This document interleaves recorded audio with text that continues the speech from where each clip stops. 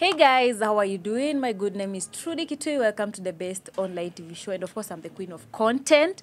Leo nimetembea hapa hivi best inaitwaje? Kai jina imenipotea, lazima niisome. Hiyo jina ni ngumu. Lazima niambie watu tuko wapi. Tuko Bespoke City. Courtesy of Bolo, and you guys have been watching what has been doing. Amekuwa kidress ma celebrities wetu. Juzi last weekend they had an amazing and that is a billion wedding. Atatuambia cause sisi vile tunaona pale kwa mtandao hiyo sijui li cost billions ngapi, and I have to look for them, tupige story tujue wako aje kila kitu. Si sawa guys? So wacha tuendelee. Hi guys. Hi. You guys are looking amazing. Thank you. Courtesy of Bespoke City. I know, right? Yes. Sijui hata nianzie wapi. Ni ile sasa director hizi fikia huku. Mimi hata mfai kunitoa. See the shoes. Kiatu peke yake ni kama ni mita. Kiatu peke yake. Bolo, how are you? I'm good. Trudy, how are you? I'm okay. Karibu, welcome to Asante. Bespoke City. Thank you so much. Yes. Nilimisa harusi yenu lakini nilifeel vibaya. But I saw it. Na nilikupea invite, wewe ni mbaya. Aki pole sana. Next ya December. Usijaribu kukosa December. Sitakosa. I'll be there. Mueni. Yes. Hi baby girl. I'm good. How are you? Congratulations, I'm okay. Asante. Waka vizuri. Asante dear. Asante. Unasikiaje bibi ya tajiri? I'm still tired. I think the event took a toll on me because we've been organizing it since January.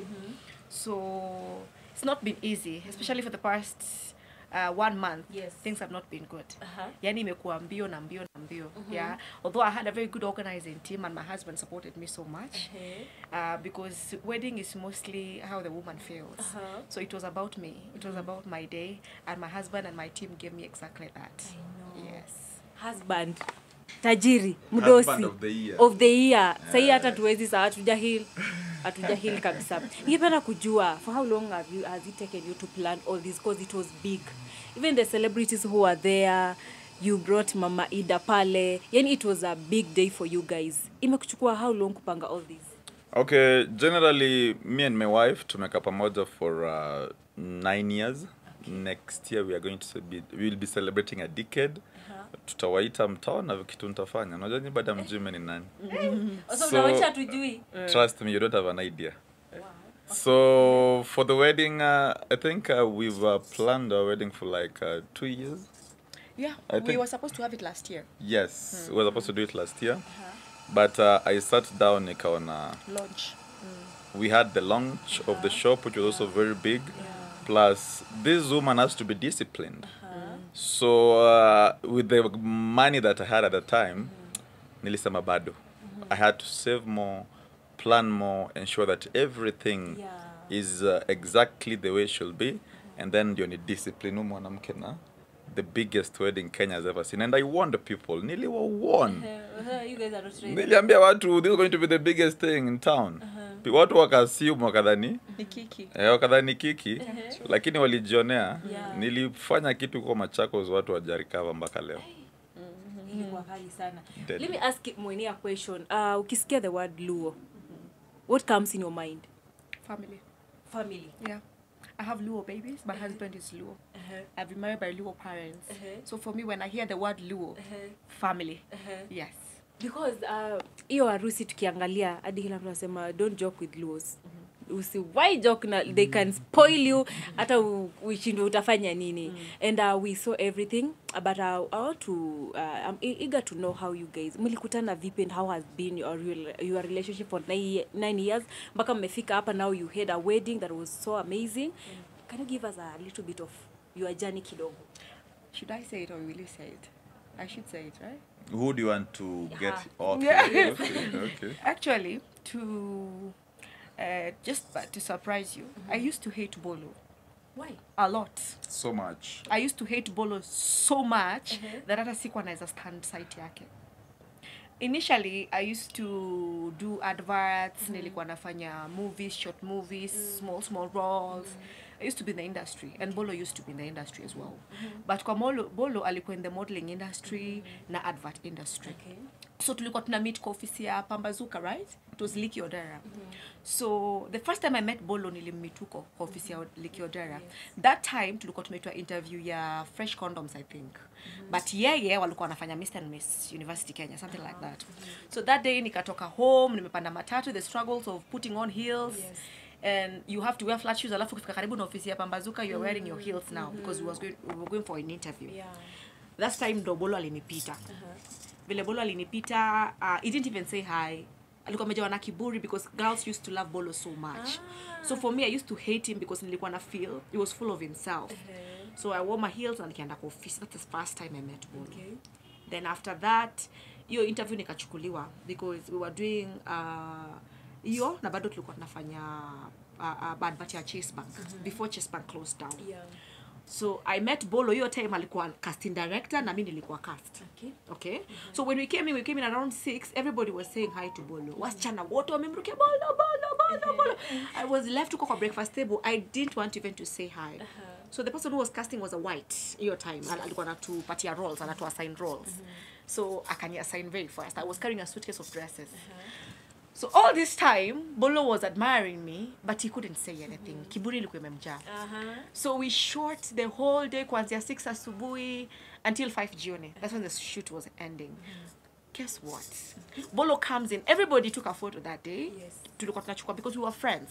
Industry, you're full of friends. So Bolo akakuja akaniambia, can we take a photo together? I was wearing a 6-inch heel. Nikamwambia, sure. Akaniambia, can you remove your shoes? Nika get pissed off, but nikasema, it's okay. I removed my shoes because I was appearing more taller than I was. So when I removed my shoes, tukapigwa picha, I said it's okay. So hiyo siku tulikuwa tumekuwa kwa group moja ya hiyo adverts. So because we wanted to share photos, what we have shot that day. It happened that my cousin, anaitwa Maya, was in the cast pia. So jioni at around 9, cousin yangu akaniambia, "Bring your Facebook." I'm like, okay, naingia Facebook. Napata Bolo amepost photo yangu na yeye, ameandika, "Get money and girls will always follow you." Look good and have money and girls will always follow you. I was pissed off.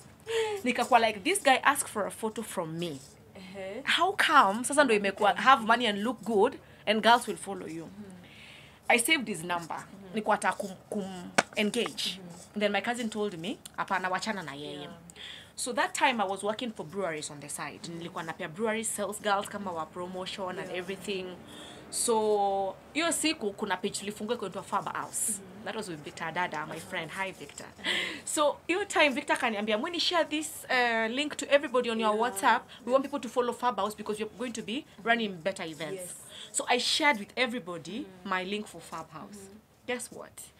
Bolo gets that link, but I didn't know kama aliget because I shared nilisave number yake nikitaka kumengage. Nimuulize mbona umepost photo hivyo. So it happened that 3 months later nimeshare, sikujua kama imemwendea. So everybody liked Fab House, nini. Bolo did not like Fab House, and I didn't know that alipata hiyo link. So 3 months after I had shared link ya Fab House, Bolo comes back. What brought Bolo back was not actually the fact that nilimwambia share Fab House, aliangalia profile picture yangu. I was in a short black dress. And then he's telling me, "Tell me more about Fab House." And again, I'm pissed. 3 months later, when everybody has already liked Fab House, and Bolo is here telling me, "Tell me more about Fab House." I didn't reply. He asked again. They said, "Let me finish with this guy." I said, "Fab House is a what?" Nika explain. Akanambia, "Why can't you sponsor?" I was like, this guy, I already know these things. If I'm marketing a house and Fab House is a marketing house, I already know about sponsoring. Nikamwambia, "I already did that." Akanambia, "Okay." Sasa even though Bolo alianza kuni text. "Oh, hi, namlenga." A full day mpaka 5. Simuongeleshi, calls me, I don't pick his calls. So Bolo akaona these things is not going well. So that's when Bolo alianza sasa kunicall, nachukua simu yake. We spoke on phone for 3 months. Hatujawahi meet. He was calling me on video calls for 7 hours. And the notion that I had of him just disappeared from my mind. And I knew he was a great guy. He lied to me, by the way, the first time. He said he was Luya. I didn't know Bolo is a Luo name. So he didn't want, so he didn't want me to have that notion because he wanted me as a girlfriend. So he lied to me, he's Luya. Tukaingiana too, like we were talking. And he started telling me about himself. Nikaanza kumwambia kunihusu. Then The rest is history. Here we are today. Our first date was in Java. And after Java, it's never been the same again. Yes. That's people can matching a match. Hapana, me, I used to hate him, by the way. It's how we spoke. I used to hate you, At babe. first. But before we met for the 3 months. After now we started talking, I started to fall in love with him. I was like, this boy Bolo is a mystery. It's a book that needs to be unraveled. Like, see the people that Bolo think about. But then, to be honest, what Bolo shows out there is okay, but there's a Bolo that people don't know. There's a sweet Bolo, loving Bolo that people do not know. And that's what I came into terms with, na nika accept, na nika fall in love, and it's never been the same. Haki mapenzi. Bolo. Mapenzi wewe. Ulikuwa na maringo?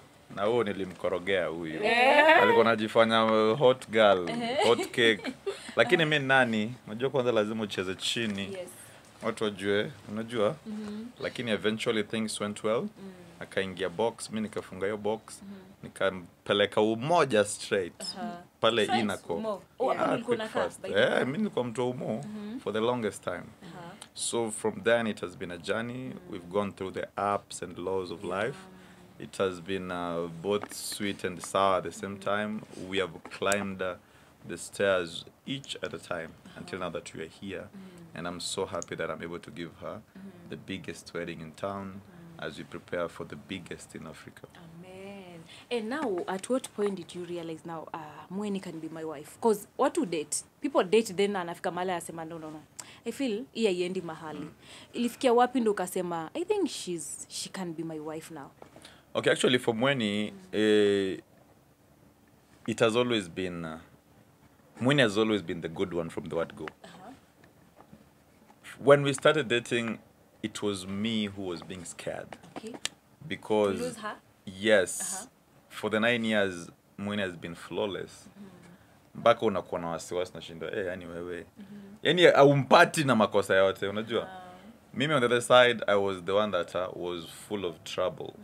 I had a few issues I was dealing with back then. Like kama hiyo nasikia madem and all that.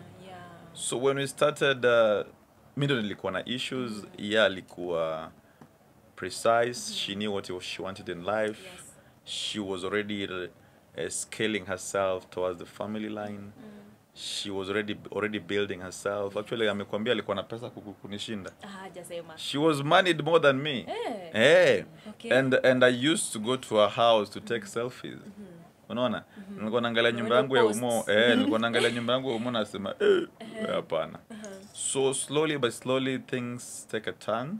And then at some point as we were growing I realized, this lady is I need to keep this woman.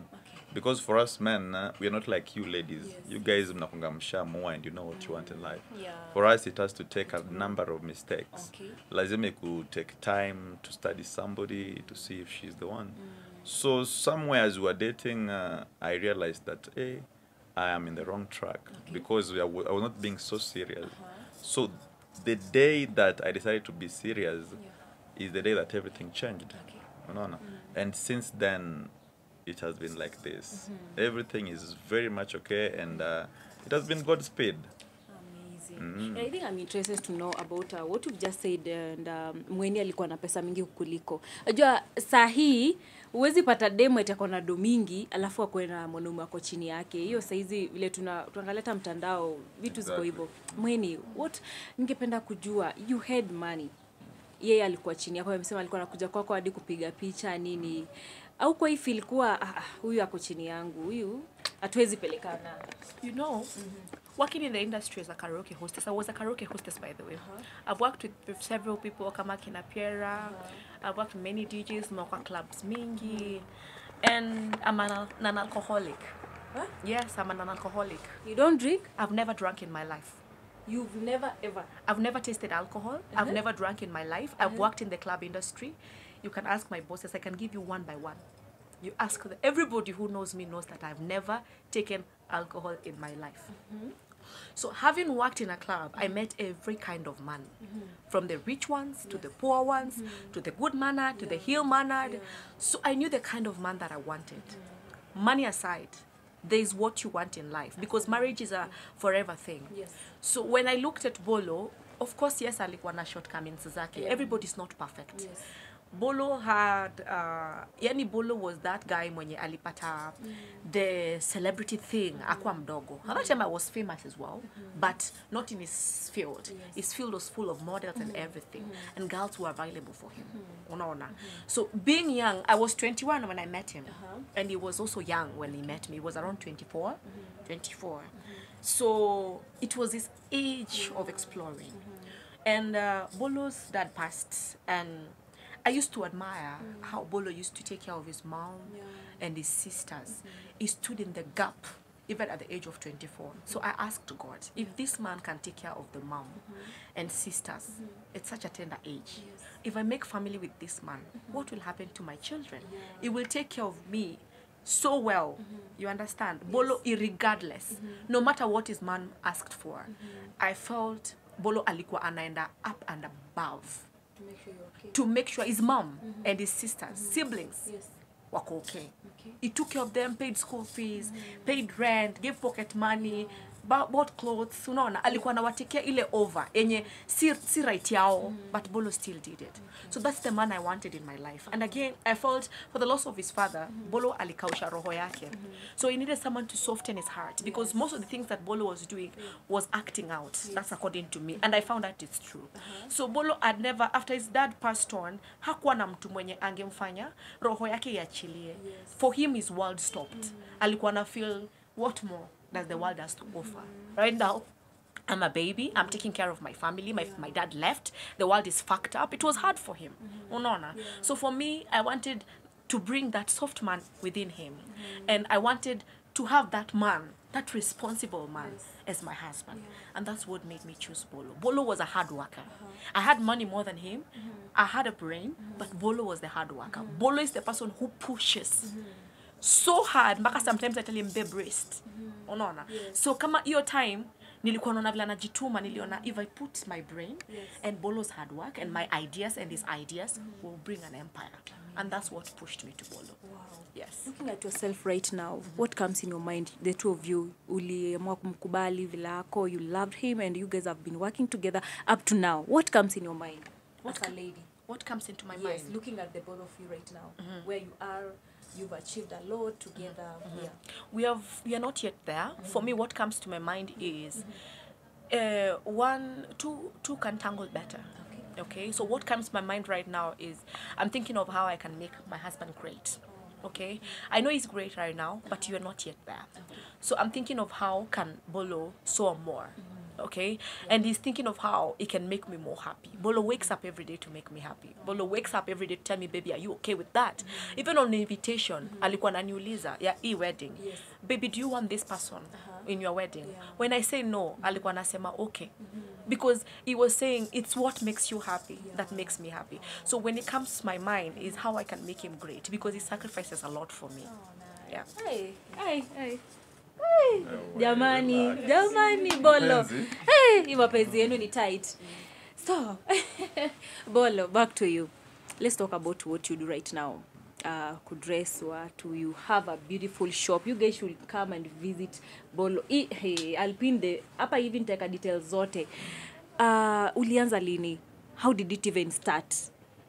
Okay, for me, generally, I've always been passionate about fashion. Okay. From way back at a tender age.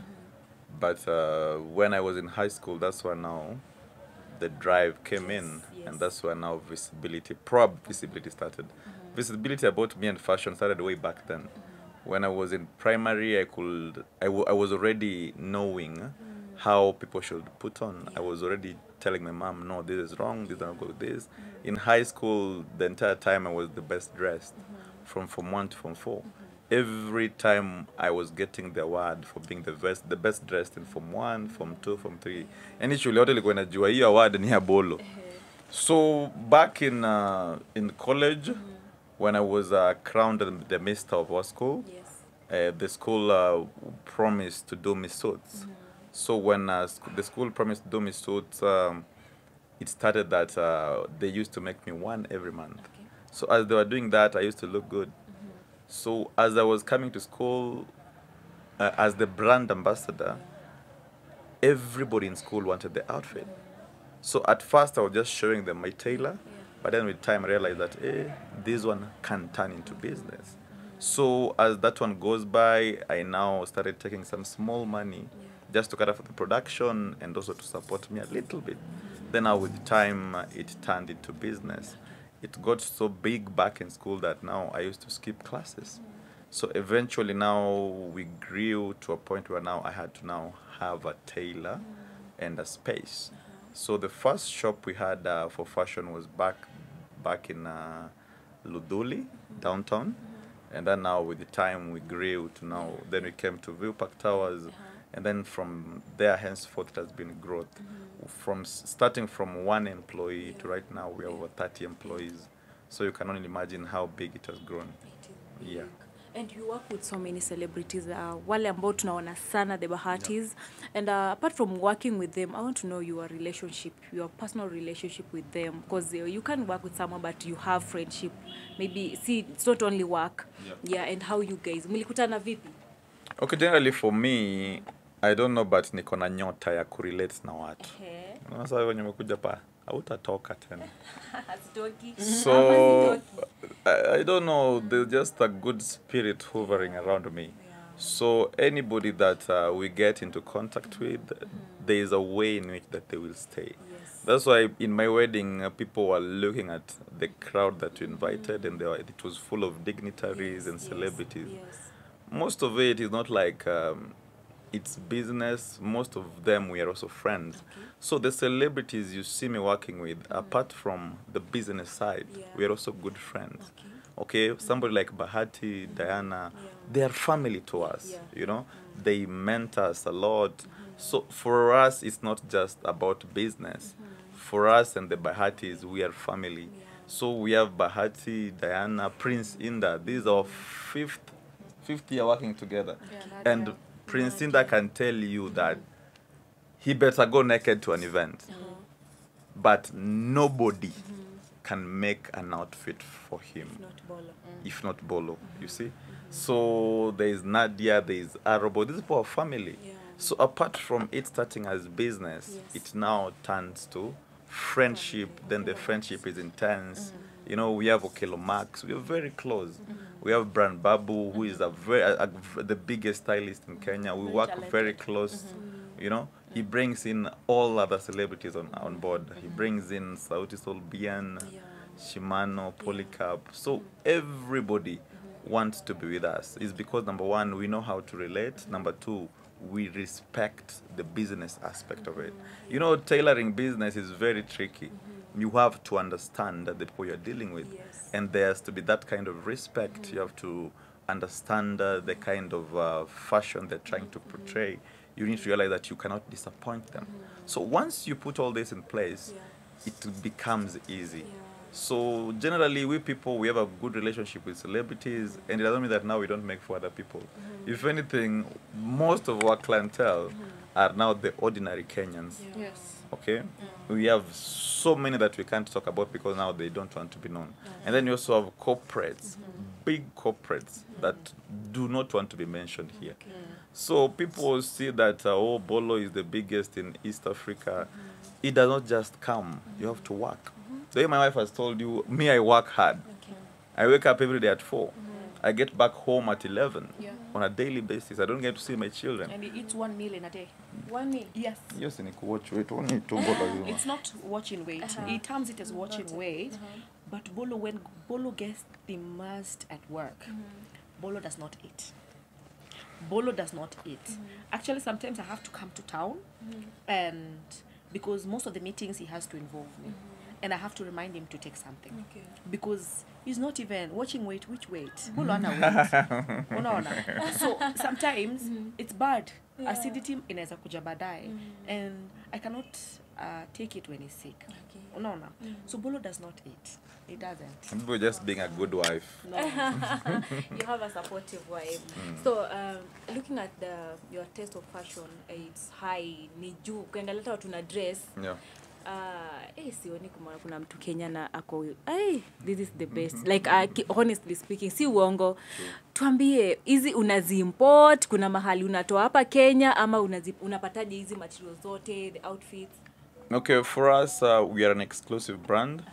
We pride ourselves to be the biggest in fashion house in East Africa. Okay. And now, number one, for you to actually be in that space, in that level, number one, it means that you have to be unique, you have to be consistent, and you have to have standards, you have to have a niche. So for us, things like, okay, what we don't know is that there is Bespoke City and then there is a Bespoke City exclusive. So Bespoke City majorly focuses on the tailored section. So for everything custom made, that is why you get that. And then there is the Bespoke City exclusive. So exclusive measures in now the ready-made you're talking about, where we get high quality shoes, like now the ones I have from Italy. We get high quality materials from Bangkok. We get high quality suits and unique dresses from Turkey. Then we bring them, we stock them in our shop. This is why we're doing this, because we don't want to cut our clientele. The people who just love off the rack, they want to just come, get something there, and then they leave.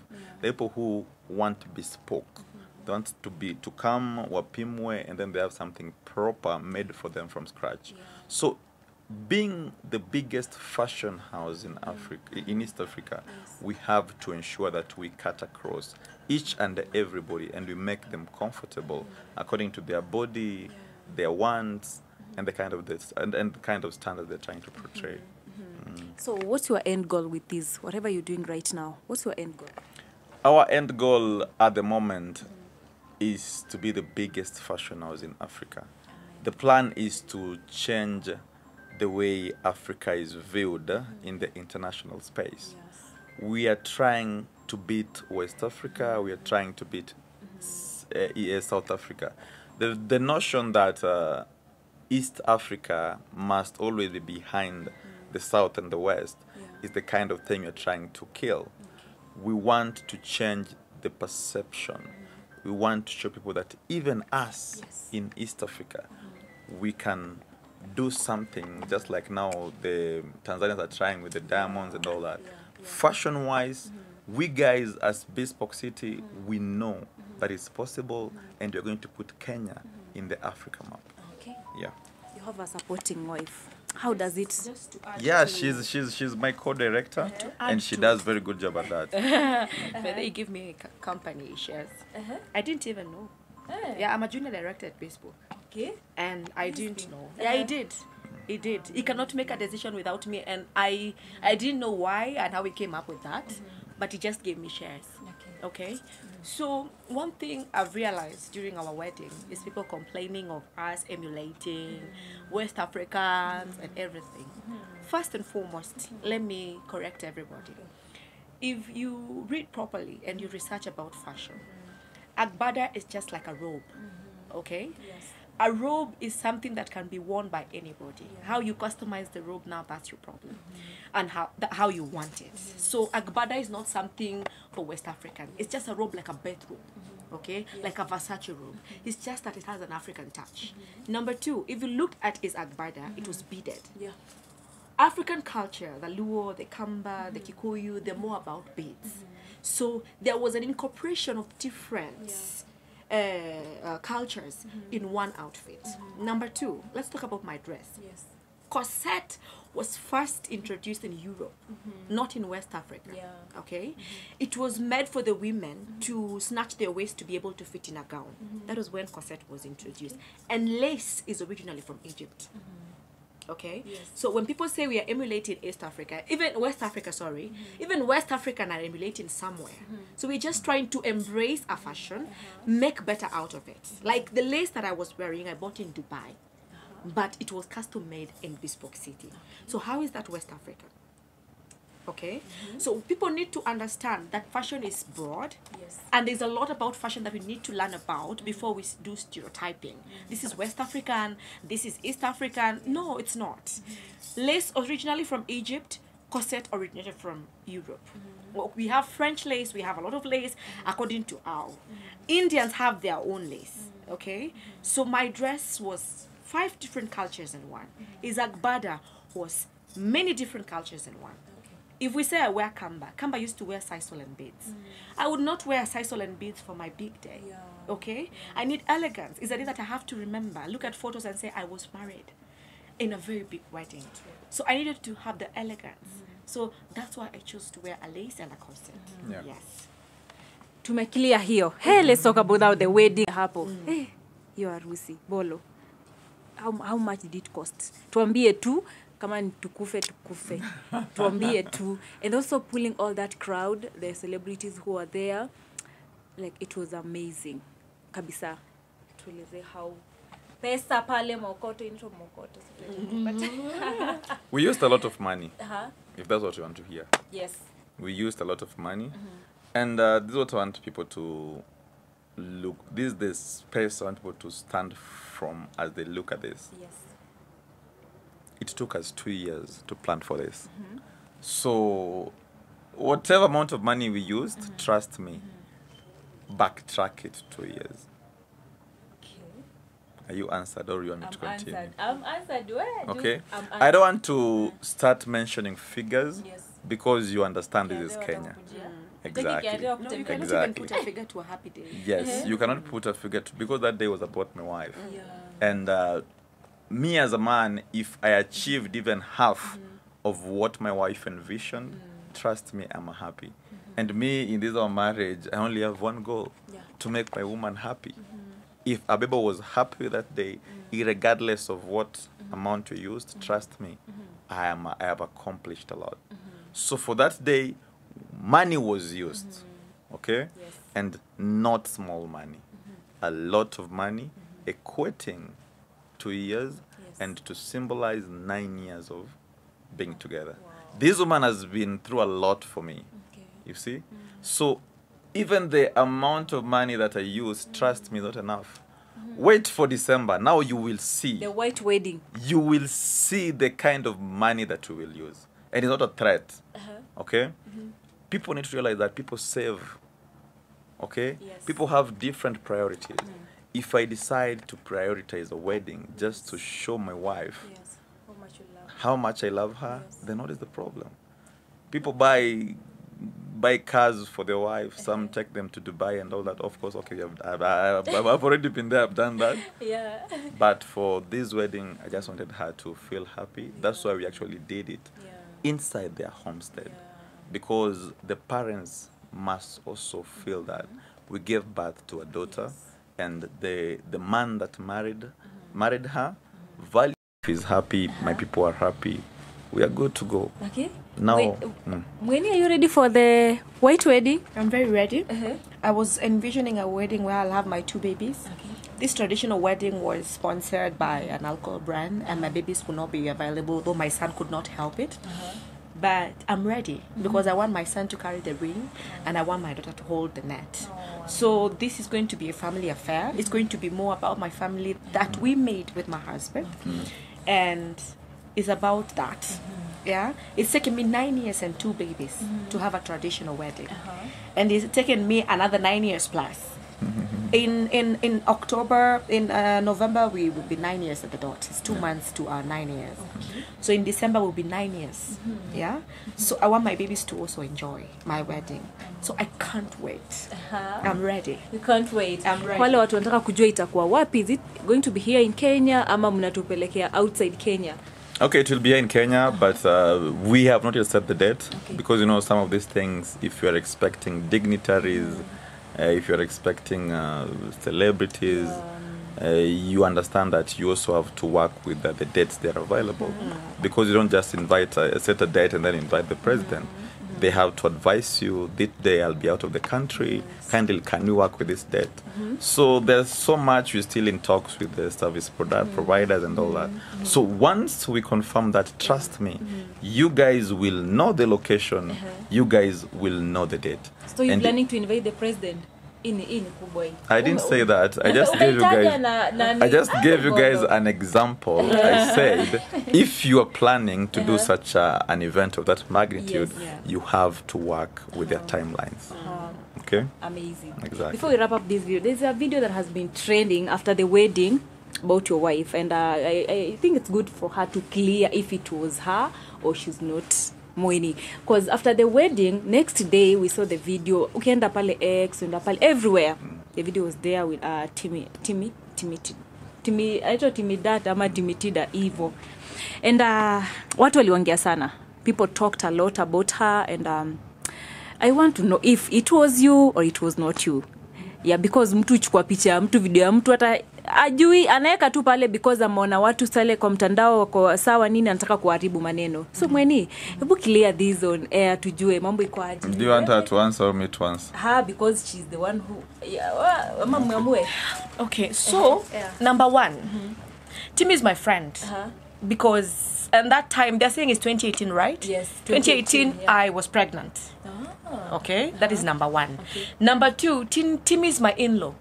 Was my in-law that time. Okay. Alikuwa na date my best friend who was Kush. Okay. Okay? Number two, that woman does not have nyash like me. They should go and watch and zoom properly. Siwezi ruka hivyo. Naweza tamani niruke hivyo nimrukie Bolo hata sahi. Unanielewa? That's not me. Timmy is my brother. Okay? Okay? Timmy alidate Kush for the longest time.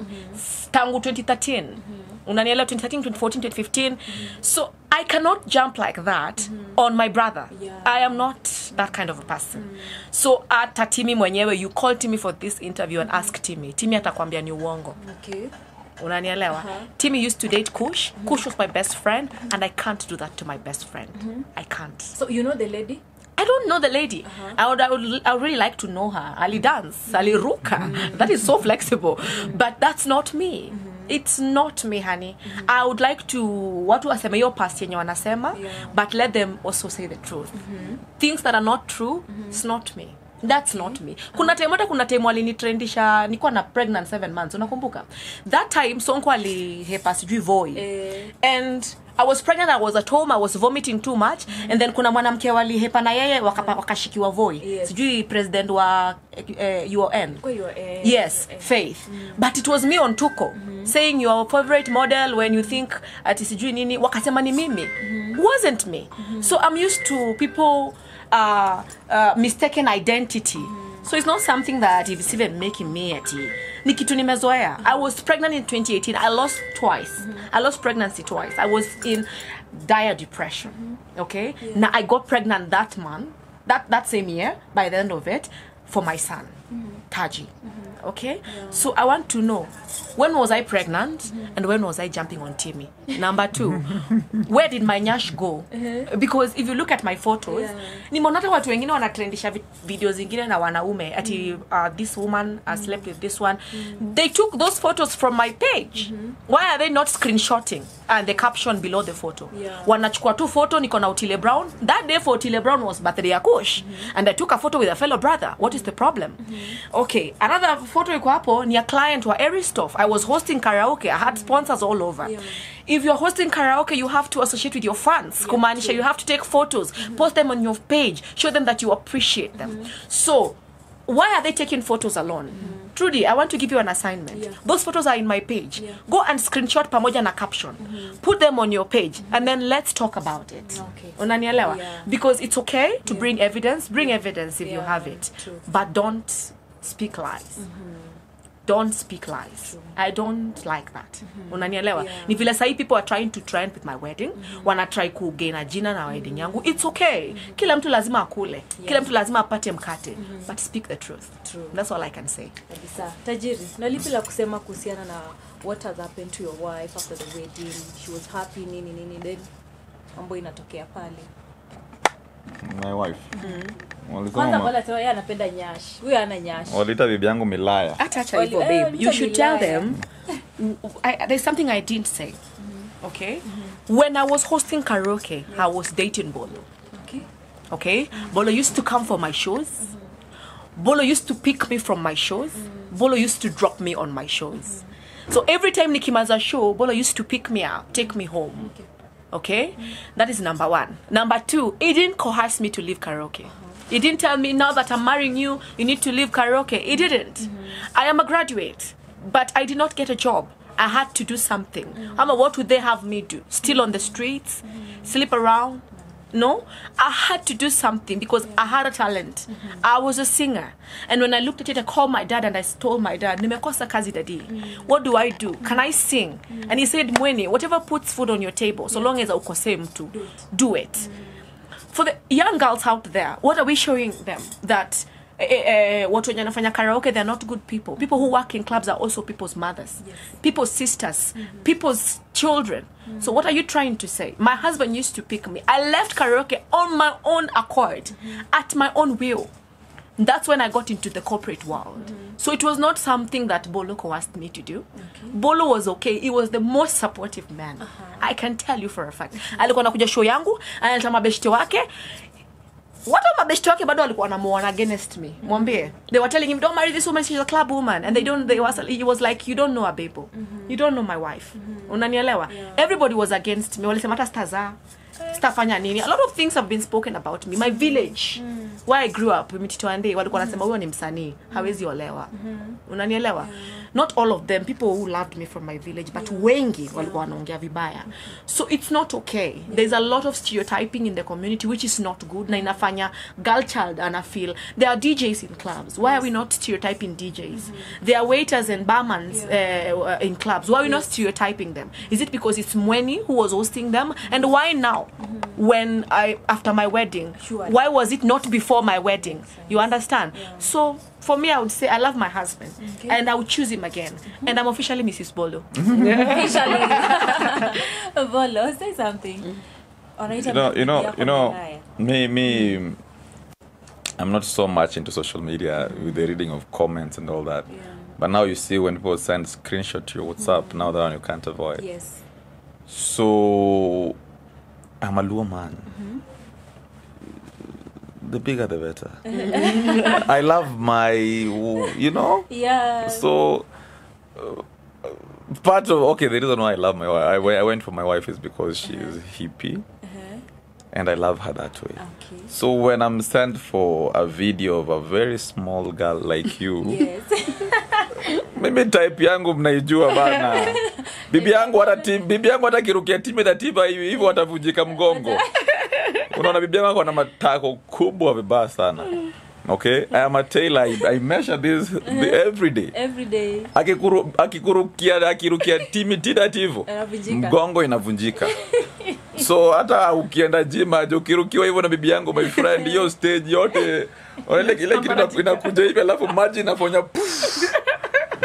So she can't be my wife. My wife is way too curvy.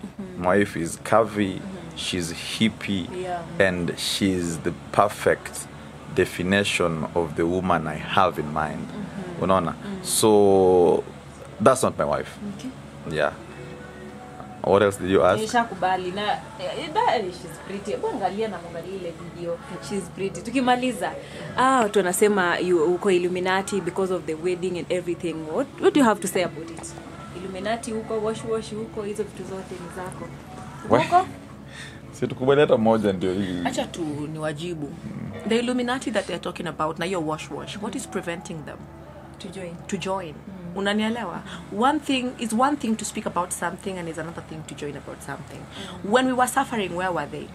Unanielewa? Because you should be pronouncing people's problem. Tukishu moja when I dated Bolo tulikuwa tunalala kwa mattress chini.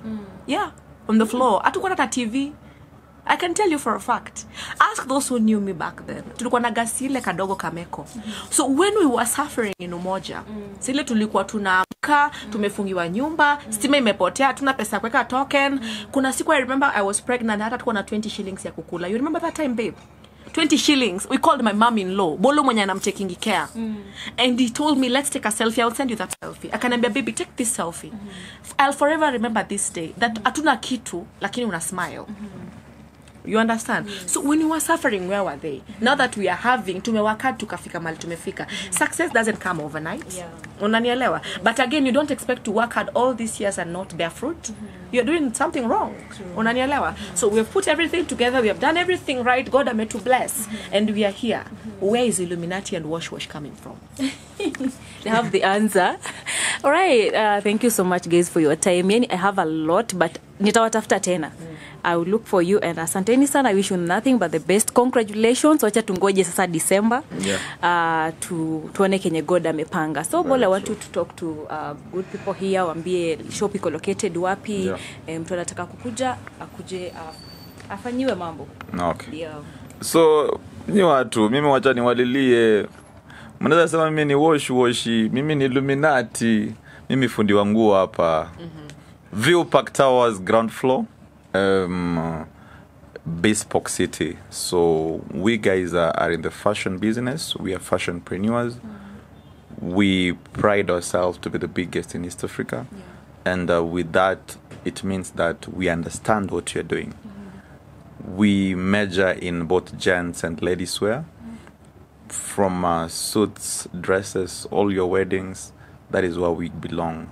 We do corporates, from corporate branding. If you have your company, you want to make for your employees, we are the right people to go to. The reason why we say you are the right people to go to is because we have 10 years experience. Yeah, and we have a very big production house. Yes, we have 10 years experience in the same. That means that we have gone through it all. We have a very big production house, and we understand the business.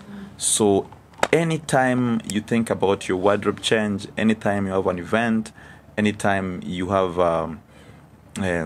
you are attending a corporate, or you have your business, kindly call us or come to us at Bespoke City View Park Towers ground floor, or call us at 0715 140 140. And then we will have the discussion, and then we will make whatever you want us to make for you according to your body, your style, and according to what you're looking at in terms of event. We are the best to work with. So visit us and let's work together. Amazing. All right. Thank you so much, guys. I've been your host, Trudy Kitui. Let's meet next time. Bye.